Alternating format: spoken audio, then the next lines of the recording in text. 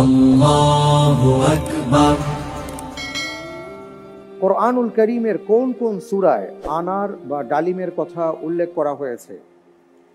এ সূরা আনআম ও সূরা Waqiah, B সূরা Waqiah, সূরাতুর Rahman, C সূরাতুল বাকারা, সূরাতুন নাহল, D সূরাতুল আনআম, সূরাতুর রহমান।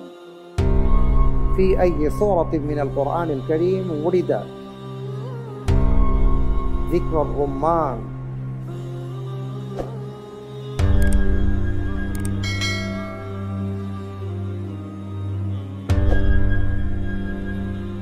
আপনার সামনে লাইফলাইন আছে, চাইলে লাইফলাইন তাকদীর ব্যবহার করতে পারেন। আর যদি মনে করেন যে হ্যাঁ আপনার জানা আছে, আপনি তাহলে আলহামদুলিল্লাহ চিন্তা ভাবনা করে বলতে পারেন। আলহামদুলিল্লাহ, আমি উত্তর হিসেবে বেছে নিচ্ছি ডি অপশন, সূরা আনআম এবং সূরা রহমান। আমি কি তাহলে এটা ফ্রিজ করে দেব?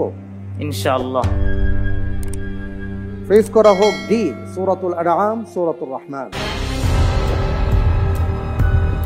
আপনি যে উত্তরটি দিয়েছেন, আপনার উত্তরটি সঠিক উত্তর। আলহামদুলিল্লাহ। জি আলহামদুলিল্লাহ, আলহামদুলিল্লাহ, মাশাআল্লাহ, মাশাআল্লাহ।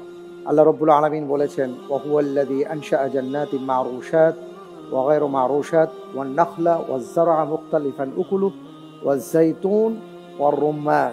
এখানে রুম্মানটা আসছে, এই শব্দটা আসছে, আর এটা হলো সূরা আনআমের মধ্যে আমরা দেখতে পাই।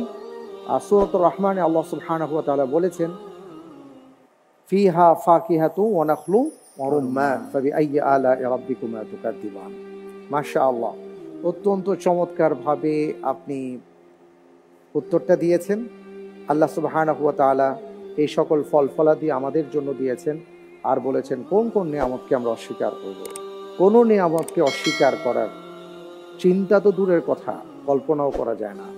সুবহানাল্লাহি ওয়া বিহামদিহি। মাশাআল্লাহ।